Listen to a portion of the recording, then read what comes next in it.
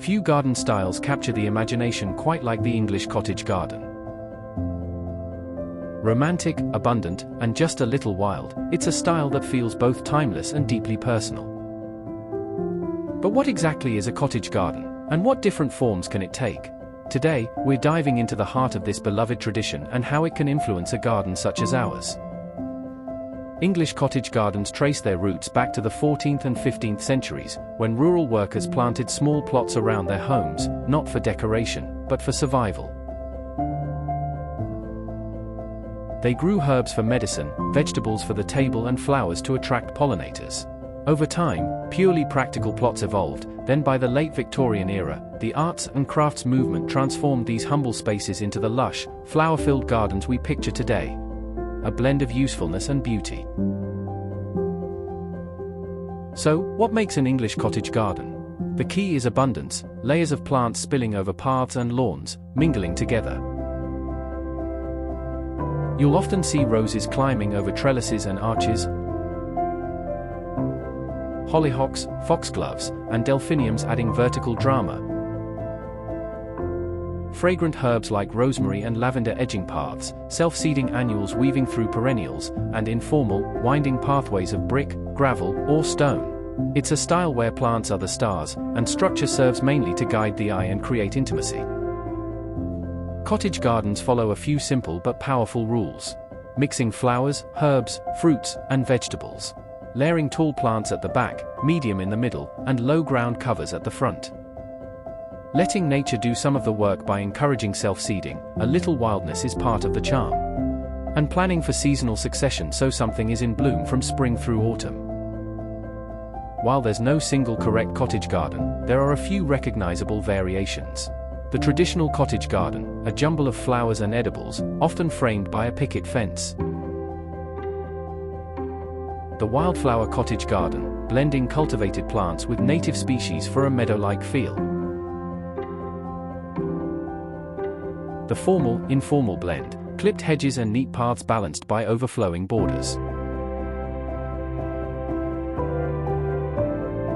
And themed cottage gardens, perhaps all white blooms, or an emphasis on scented plants, or a coastal palette of blues and silvers. The beauty is, your cottage garden can be as individual as you are. You don't need an old thatched cottage to create the effect. Even a balcony or courtyard can capture the spirit with containers of mixed blooms, trailing vines, and scented herbs. The key is generosity of color, texture, and life. So how has that influenced Bear's Yorkshire garden? The garden has developed over the recent years from a much more formal-styled garden filled with straight lines and structured planting to what it is now, a cottage-style garden. Why the change? A formal garden takes a huge amount of time and dedication to maintain, and a cottage garden style is much more manageable to maintain with a busy lifestyle, whilst still creating a beautiful and calming environment. When Bear took over the garden, the early intention was to form a very structured and regimented garden with box hedges and lots of seasonal annual flowers and plants. In 2021 a decision was made to change this approach to create a much more informal garden which has now developed into the cottage-styled garden you see today. Want to know more? Bear's garden is in the largest county in the UK, Yorkshire. The garden itself is relatively small at around 1/4 of an acre in size, and encompasses a number of distinct areas, some more developed than others, some still being created and some in the creative mind of a bear.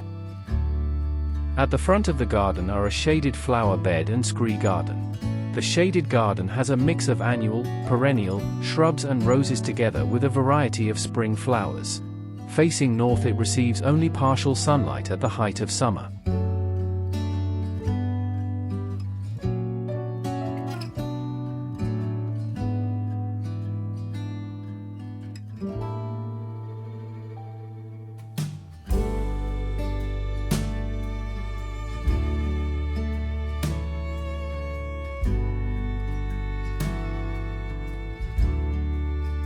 The scree garden is a garden of circumstance, as hidden below the top surface of scree is a thick layer of crushed stone and brick. This quick draining area is also southwest facing and receives the full blast of the sun throughout the summer, making it an ideal dry and warm growing areas for carefully chosen plants.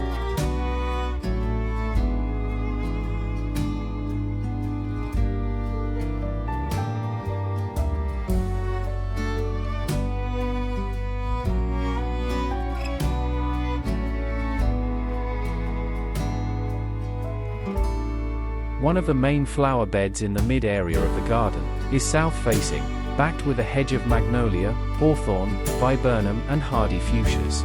Planted to allow the flowers to flow from tall to low and then cascade over the front of the bed onto the lawn. This is the most developed cottage garden style in the garden.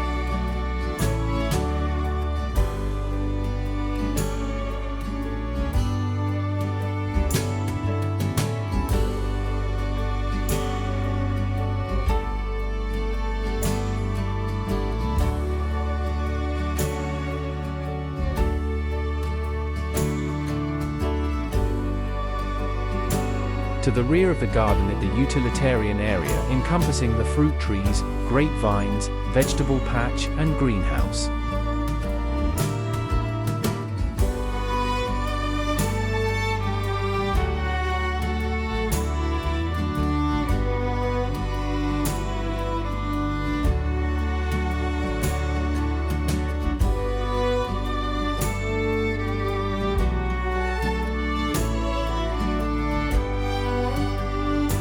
To add to the cottage-style feeling is the use of pots, baskets and troughs to bring color and variety to areas difficult to grow in.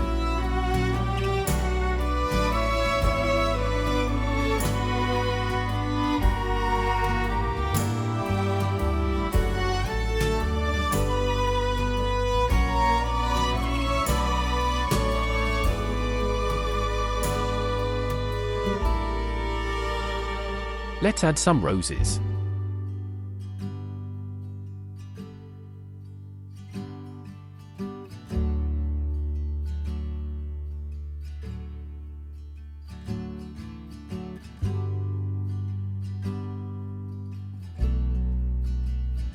And some height.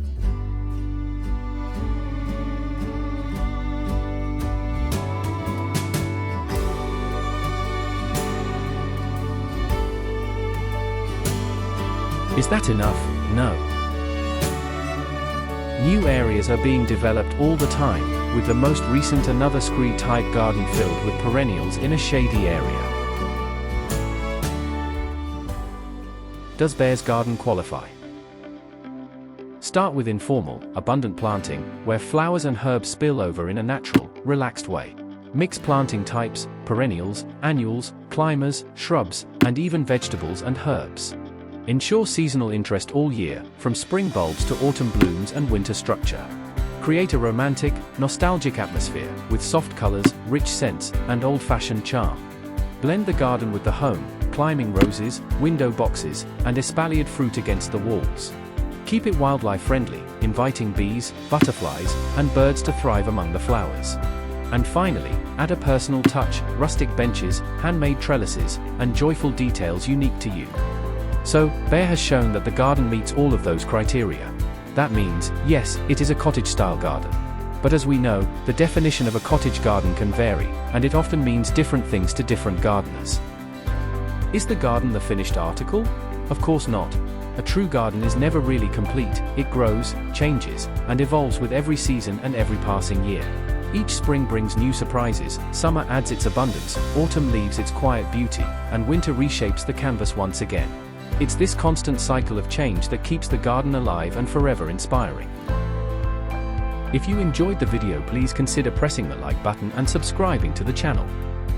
From the Bear and the Garden channel team, thank you very much for watching, and we will hope to see you again soon.